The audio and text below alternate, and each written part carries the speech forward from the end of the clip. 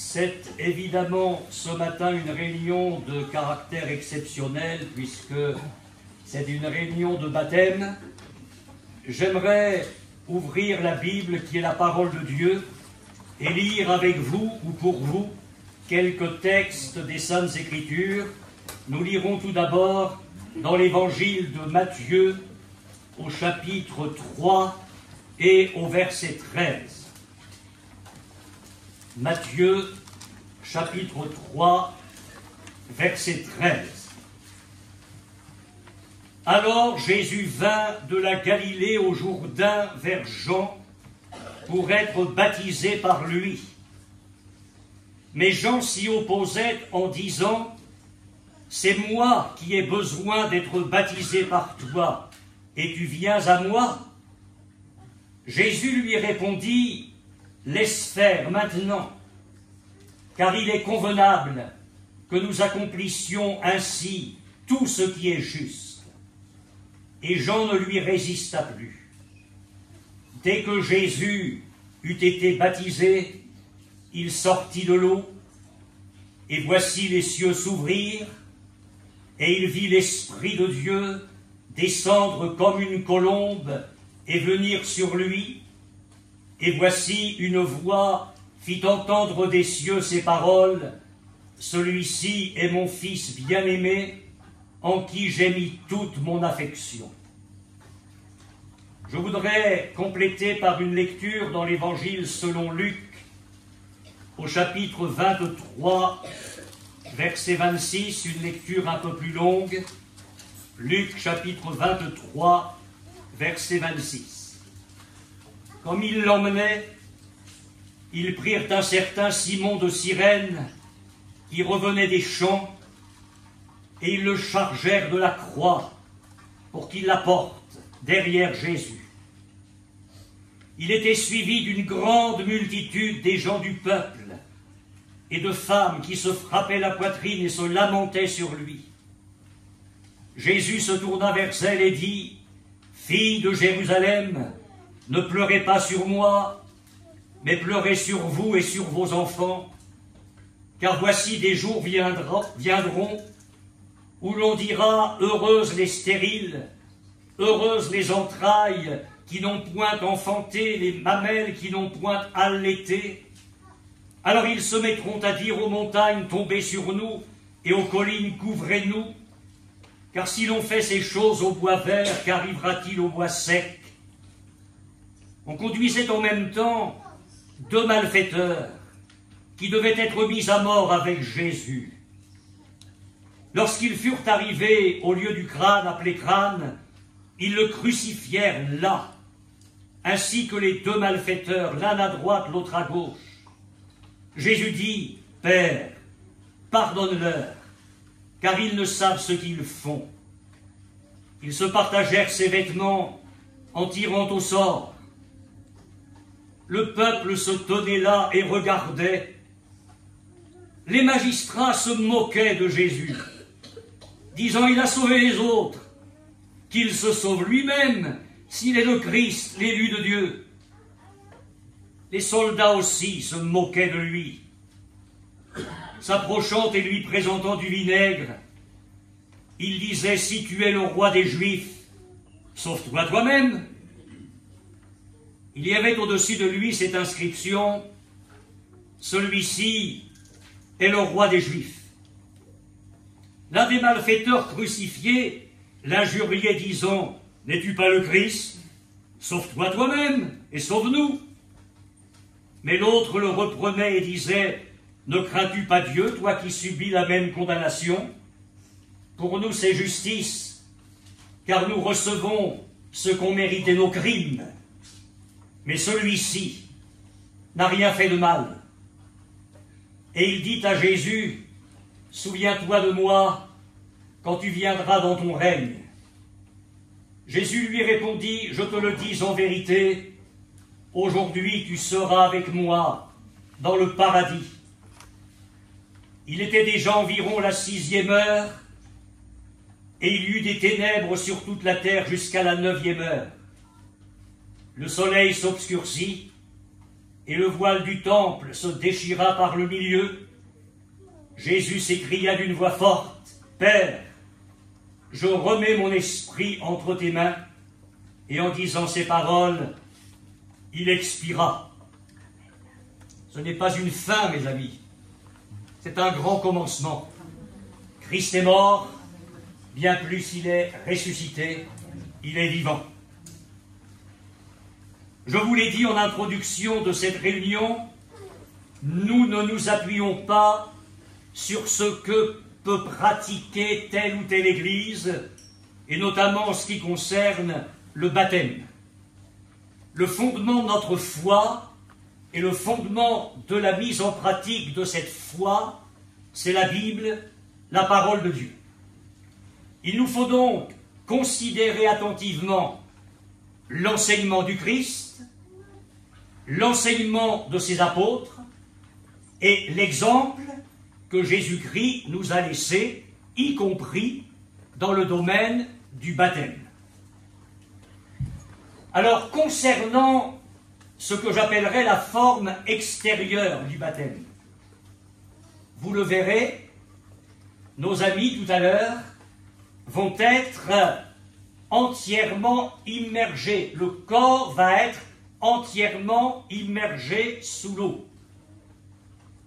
Pourquoi pratiquons-nous ainsi?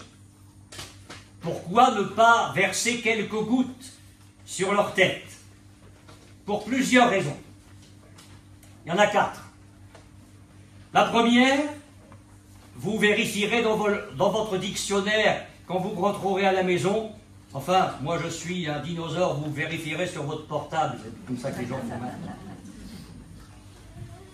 Vous vérifierez, le mot baptême veut dire immersion. Le mot baptiser signifie immerger. Si nous parlons d'un baptême par aspersion, cela veut dire une immersion par aspersion. C'est une absurdité. Et si nous disons un baptême par immersion, on veut dire une immersion par immersion. C'est un peu bizarre. La seconde raison, et on l'a lu, c'est que lors de son baptême, Jésus a été immergé dans les eaux du Jourdain. Je vous rappelle ce que nous avons lu. Jésus va de la Galilée au Jourdain vers Jean pour être baptisé par lui. Dès que Jésus eut été baptisé, il sortit de l'eau. S'il est sorti de l'eau, c'est qu'il y était entré. Et on ne peut pas se laisser induire en erreur par des gravures produits de l'imagination de certains artistes qui présentent le baptême du Christ où Jean verse quelques gouttes sur la tête de Jésus avec une coquille Saint-Jacques. Ça, c'est l'imagination des artistes. Ce n'est pas conforme à ce que nous avons lu dans la Bible. D'ailleurs, dans l'Évangile selon Jean, Saint Jean, diront certains, au chapitre 3, verset 23, il est dit « Jean baptisait à Hénon, près de Salim, parce qu'il y avait là beaucoup d'eau. » Si c'était pour mettre quelques gouttes sur la tête des gens, ce n'était pas la peine de chercher des endroits où il y avait beaucoup d'eau. Et la Bible ajoute « Et on y venait pour être baptisé ». Ce qu'on appellerait aujourd'hui un pasteur, un homme dans la Bible qui prêchait l'Évangile, a eu l'occasion de rencontrer un homme, il lui a parlé du Christ. Cet homme a décidé d'être baptisé pour devenir disciple de Jésus, et la Bible dit que cet homme et le prédicateur, je cite, descendirent tous deux dans l'eau, et le prédicateur a baptisé cet homme-là. La troisième raison, c'est que tous les exemples de baptême dans la Bible, je dis bien tous, montrent bien qu'il s'agit d'une immersion. Et enfin, le baptême, et on va en parler, a une signification très profonde, et je vous en parle dans quelques secondes maintenant. Donc voilà pour l'immersion. Nous immergeons nos amis dans l'eau parce que nous faisons ce que la Bible dit. Pourquoi ne baptisons-nous pas des enfants? Jésus, qui reste le modèle des chrétiens en tout domaine, Jésus a été baptisé à 30 ans. Je lis pour vous dans l'évangile de Luc, Jésus fut baptisé, il avait environ 30 ans lorsqu'il commença son ministère. Alors ça ne veut pas dire que pour Déji, Naomi et Thomas, il faut attendre qu'ils aient 30 ans. Ça ne veut pas dire pour les autres que c'est trop tard. Ça veut dire tout simplement que le baptême est un baptême d'adulte. Si le baptême avait dû être un baptême de nourrisson, Jésus aurait été baptisé bébé. Mais il a été baptisé à l'âge de 30 ans. Nous ne baptisons pas les enfants pour une seconde raison, c'est qu'il n'y a aucun baptême d'enfant dans la Bible. Tous ceux et toutes celles qui ont été baptisés étaient des adultes ou des jeunes conscients de leur engagement avec Dieu. Et la troisième raison, permettez-moi de m'y attarder plus longuement, c'est que le baptême est le prolongement d'une démarche spirituelle. Écoutez-moi bien, je ne vais pas faire un sermon de 3 heures, mais je vous demande votre attention. La démarche vers le baptême est une démarche qui consiste à prendre la décision de devenir un disciple de Christ. Juste avant l'ascension, juste avant de remonter au ciel, Jésus a dit à ses apôtres, « Allez, faites de toutes les nations des disciples, les baptisant au nom du Père et du Fils et du Saint-Esprit. » Et vous m'entendrez le dire 5 fois ce matin, pour obéir à Jésus-Christ.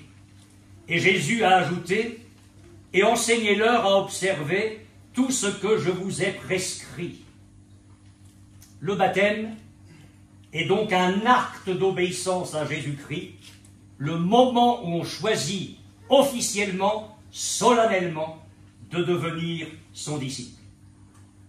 Et puis, le baptême doit être précédé de plusieurs choses. Il doit être précédé de la repentance. Le jour de la Pentecôte, l'apôtre Pierre a prêché l'évangile devant une foule de plusieurs milliers de personnes. Le cœur de ces gens a été vivement touché, et du milieu de la foule est montée une question, mais hommes frères, que ferons-nous? Sous-entendu, on a bien compris qu'il y a un ciel, un enfer. Qu'est-ce qu'il faut faire pour être en ordre avec Dieu? Pierre a répondu, Saint Pierre diront certains, Pierre a répondu, repentez-vous, et que chacun de vous soit baptisé au nom de Jésus-Christ pour le pardon de vos péchés. Et vous allez me dire, mais pasteur, c'est quoi la repentance? Le premier message de Jésus a été, repentez-vous. Le premier message des apôtres pendant que le Christ était sur la terre, c'est repentez-vous. Le message de Jésus confié à ses apôtres juste avant de remonter au ciel a été de dire prêchez la repentance.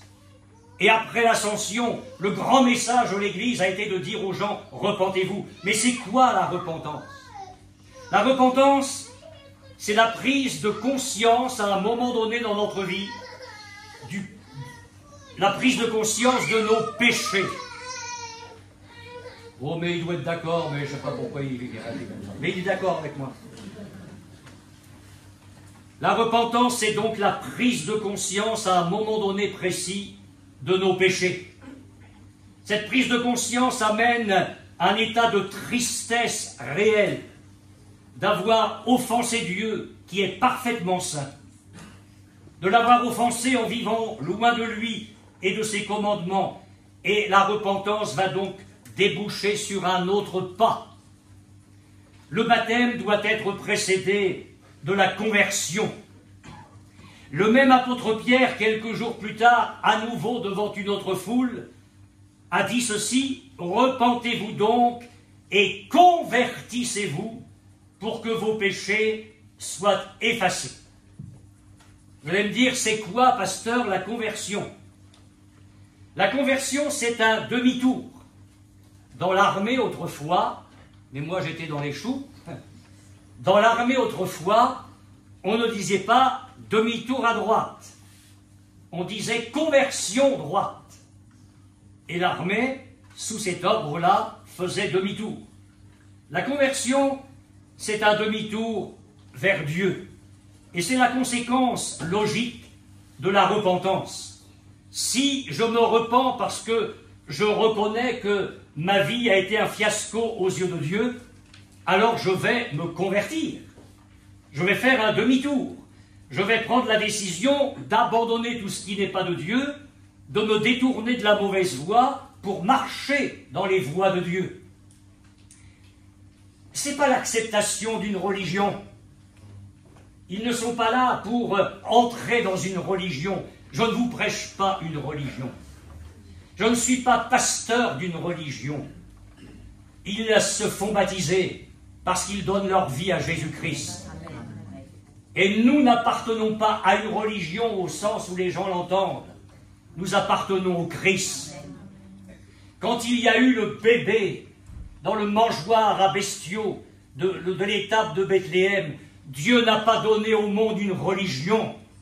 Il a donné son Fils. Il a donné son Fils. Et il et elle, au pluriel, vont s'engager avec Jésus. Et Jésus a parlé de cette expérience-là. Oh, vous allez le comprendre, les mots de Jésus étaient simples, comme d'une nouvelle naissance. Il ne s'améliore pas. Le Seigneur ne vient pas réparer la maison, il est arrivé avec le bulldozer, il a tout rasé et il reconstruit une maison neuve. Jésus a parlé d'une nouvelle naissance. Il ne s'agit pas, bien sûr, sur le plan physique, mais sur le plan moral et spirituel. La vie d'autrefois s'est terminée. Avec le Christ, une vie nouvelle commence. Et il a dit, si vous ne naissez de nouveau, vous n'entrerez pas dans le royaume de Dieu. Et encore Saint Paul, pour le nommer à nouveau, a écrit, si quelqu'un est en Christ, c'est-à-dire si quelqu'un reçoit le Christ, il est une nouvelle création. Les choses anciennes sont passées, toutes choses sont devenues nouvelles. L'ancien Thomas, terminé.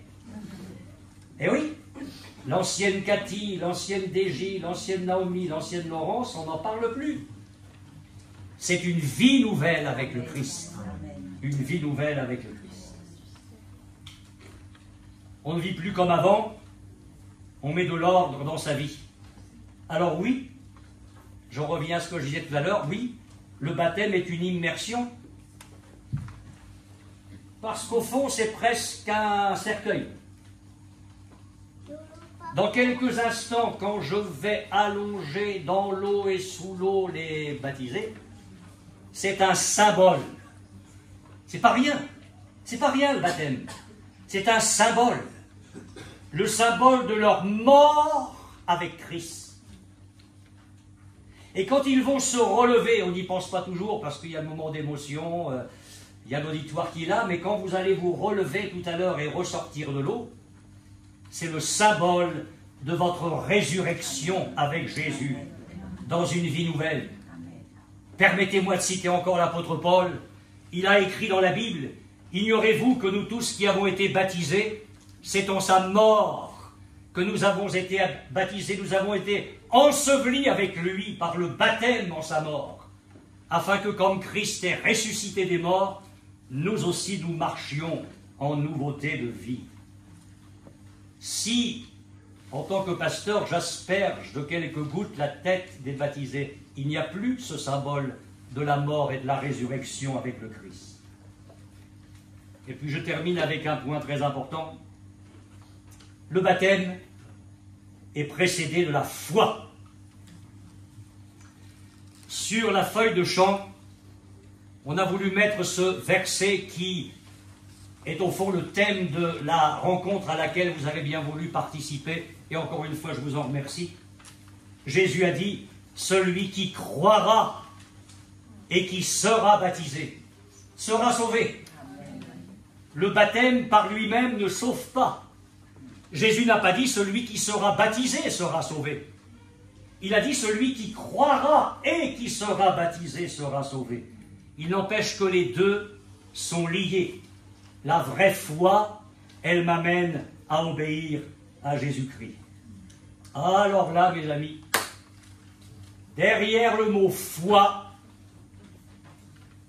les gens mettent tout ce qu'ils veulent.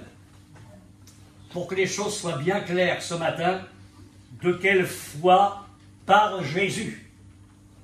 Quand il dit « celui qui croira et qui sera baptisé sera sauvé ». C'est la foi dans l'existence de Dieu. On ne pourrait pas baptiser quelqu'un qui ne croit pas en Dieu. Hein. Mais permettez-moi de vous dire que c'est un minimum. La Bible dit il faut que celui qui s'approche de Dieu croit que Dieu existe. Mais ce minimum est loin d'être suffisant. Il y a bien des gens qui croient dans l'existence de Dieu et ça ne change absolument rien dans leur vie. Ils vivent comme si Dieu n'existait pas. Il n'y a pas de différence entre eux et les athées. La foi en Jésus comme le Fils de Dieu. C'est-à-dire, je ne comprends pas bien. Je vais faire simple et court. Jésus existait de toute éternité en forme de Dieu. Il n'a pas commencé à exister sur la terre. Il a accepté de devenir un homme, de marcher sur la terre des hommes pour venir nous racheter. Et la foi dont parle Jésus est la foi en lui comme le Dieu qui a été fait homme pour nous sauver. Je voudrais, même si c'est la première fois et la dernière fois que vous l'entendez, vous citer le cœur de l'Évangile. Écoutez bien. Dieu a tant aimé le monde qu'il a donné son Fils unique, afin que quiconque croit en lui ne périsse pas, mais qu'il ait la vie éternelle. Quiconque.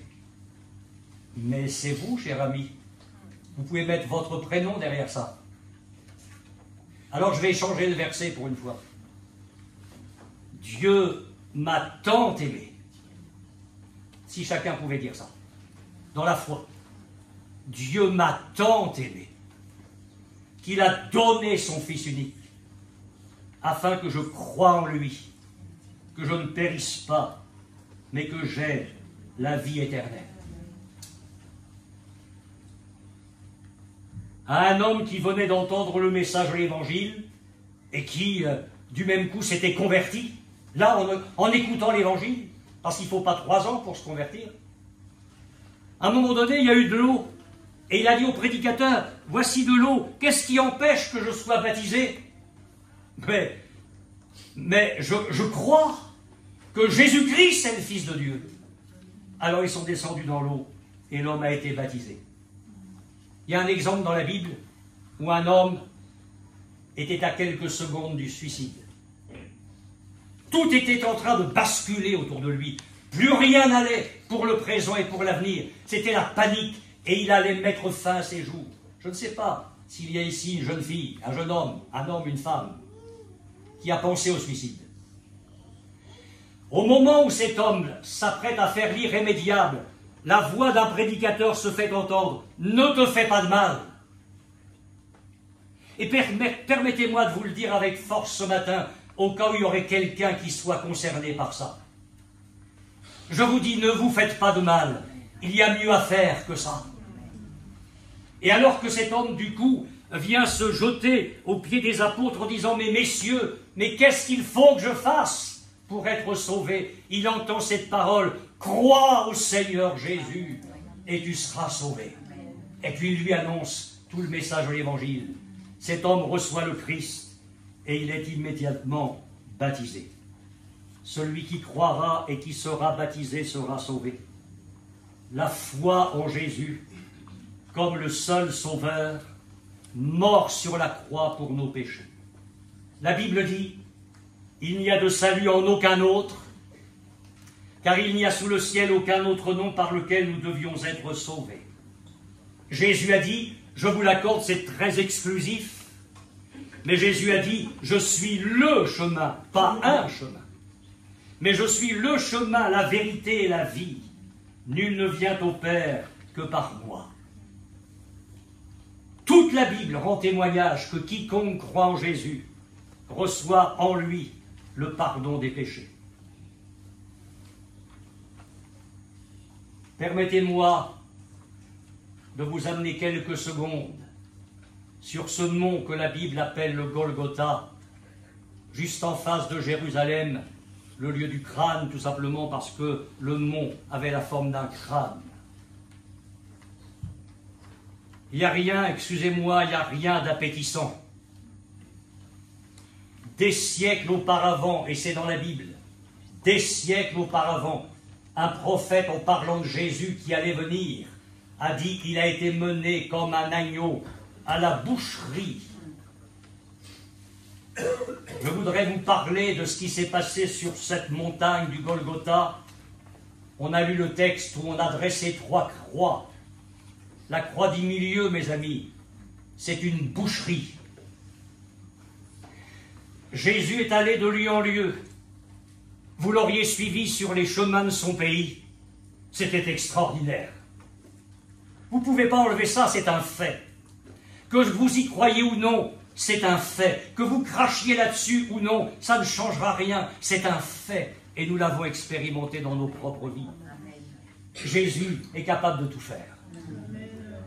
Sur son passage, des aveugles voient, des sourds entendent, des paralytiques marchent, des lépreux sont purifiés, il draine des foules, les foules le suivent parce qu'il y a en lui la réponse à leur misère. Et ça a duré 3 ans et demi, il est allé partout faisant du bien, il vidait les paroisses, les gens n'écoutaient plus les gens religieux, ça ne leur apportait rien, et ce qu'il prêchait, ils ne le vivaient pas, c'était des hypocrites. Mais ils ont reconnu qu'avec Jésus, c'était autre chose. Et puis, ça a provoqué la jalousie des chefs religieux. On a soulevé des foules. On a arrêté Jésus. On a bâclé son procès. On a produit de faux témoins. Et la boucherie commence. On enlève la tunique de Jésus et on le frappe. Selon la coutume, 40 coups moins 1, jusqu'à ce que les chairs du Christ deviennent à vif. Les soldats, la bonne partie de rigolade qu'on va prendre, vont tresser une couronne d'épines et vont la placer sauvagement sur la tête du Christ. Et puis on commence à lui donner des coups de poing, des gifles, on lui voile le visage, et on dit alors, devine qui t'a frappé. Et sur ce corps qui n'en peut plus. Et la Bible dit même que le visage de Jésus ne ressemblait plus au nôtre, tellement qu'il était défiguré par la douleur. Sur ce corps-là, on charge une croix et on l'emmène sur le Golgotha. Et la boucherie va continuer. On va mettre la croix par terre, on plante des clous dans les mains, dans les pieds du Christ, et on dresse la croix. Et comme si ça ne suffisait pas, mais au moins qu'ils se taisent. Mais non, la haine, le rejet de l'Évangile, le rejet du Christ est tellement fort qu'ils vont même perdre leur dignité. Ils se moquent d'un mourant. Ils l'insultent. Jésus est là, se tordant de douleur. Oui, c'est la boucherie. Et au pied, il n'y a pas des adorateurs, il y a des moqueurs qui n'attendent qu'une chose, c'est qu'ils rendent le dernier souffle. Mais pourquoi tout ça? Pourquoi? Jésus était venu pour ça. Parlant de lui comme du bon berger, il a dit, le bon berger donne sa vie pour ses brebis. Vous ne pouvez pas vous sauver vous-même. Aucune religion ne vous sauvera. Ni vos prières, ni vos bonnes œuvres. Non. La Bible dit que c'est par grâce que nous sommes sauvés. Par la foi en Jésus-Christ. Ce que Jésus fait sur la croix, c'est qu'il est en train de subir la condamnation, le salaire que méritaient nos péchés. il meurt à notre place. C'est comme si vous aviez une dette, allez, je ne sais pas, moi, 5 000 € que vous devez à Carrefour, je n'ai pas d'action, alors ailleurs si vous voulez. Vous n'avez pas l'argent, et moi je viens régler votre dette. À partir de ce moment-là, vous ne devez plus rien. C'est ce que Jésus a fait. Il a donné sa vie. Il est mort pour nous. Et la Bible dit que le sang de Jésus nous purifie de tout péché. Il a versé en quelque sorte la rançon. Alors oui, être sauvé, c'est ça. C'est ce moment où je viens vers le Christ en disant « Tu m'as aimé à ce point, tu as donné ta vie pour moi, tu as pris mes péchés sur la croix, alors je m'en repens, je te demande pardon, je te prie de me purifier, de changer ma vie. Je crois que tu le fais maintenant. » Celui qui croira et qui sera baptisé sera sauvé. Et c'est la foi en Jésus ressuscité et remonté au ciel. Si tu crois dans ton cœur que Dieu a ressuscité Jésus d'entre les morts, tu seras sauvé. Ce qui veut dire que l'évangile d'hier, c'est l'évangile d'aujourd'hui. Jésus est le même hier, aujourd'hui et éternellement. Et c'est pourquoi ces 3 conditions demandées par le Christ, repentance, conversion et foi, ces 3 conditions annulent le baptême des enfants, car ils ne peuvent ni croire, ni se repentir, ni se convertir. Et je le répète, dans tous les exemples de baptême dans la Bible, nous remarquerons à chaque fois qu'il y a le message de l'Évangile qui est proclamé, à la suite duquel les âmes qui entendent ce message se repentent, se convertissent et décident d'être baptisés. Je vais conclure. Que vous soyez croyant ou pas, vous allez être d'accord avec ce que je vais dire. Nous vivons dans des temps de chaos mondial. De chaos mondial. En parlant de ces temps de la fin pour l'humanité, Jésus a parlé des sectes. Il a dit qu'il y aura des pestes, des famines, des tremblements de terre. Vous entendrez parler de guerre et de bruit de guerre, un royaume contre un royaume. Il a dit il y aura de l'angoisse chez les nations qui ne sauront que faire au bruit de la mer et des flots. Nous vivons ces temps-là. La Bible a prophétisé ceci, la terre est déchirée, la terre se brise. La terre chancelle comme un homme ivre. Elle vacille comme une cabane, son péché pèse sur elle, elle tombe et elle ne se relève plus. Jésus a comparé notre génération, la nôtre, à celle de Noé. La terre de ce temps-là était pleine de corruption, pleine de méchanceté, pleine de violence. Vous n'avez pas l'impression qu'il y a un peu de violence dans le monde aujourd'hui ? Quelle est la voie de la sagesse? C'est de nous dire, et si Dieu avait raison? Et si, en me tendant sa main d'amour ce matin, Dieu avait raison? Peut-être vous allez dire, mais quand est-ce qu'il va se taire ce pasteur-là? Moi je suis venu pour les baptêmes, mais il n'en finit pas. Rassurez-vous, j'ai fini. Mais je voudrais que vous n'oubliez jamais ça. Jésus t'aime. Amen. Jésus t'aime. Et il t'a aimé à en mourir. Amen. Ce matin, il te tend la main parce qu'il t'aime pour changer ta vie. Amen. Pour changer ta vie. Il ne t'apporte pas une religion, il ne vient pas déposer une religion dans ton cœur. Il voudrait déposer le pardon de Dieu, le ciel de Dieu, la vie de Dieu. C'est ce qu'il a fait pour moi à 16 ans, quand j'avais 16 ans. Et je ne le regrette pas. Vous savez, je ne suis pas moins intelligent que vous, mine de rien. Vous pensez que j'aurais bâti toute ma vie sur un mythe? À un moment donné dans ma vie, je me serais bien rendu compte que tout ça c'était des histoires. Mais ce n'est pas des histoires. C'est une réalité. Amen. Jésus est le sauveur du monde. Il est l'espoir de votre vie et il vous appelle à venir à lui ce matin.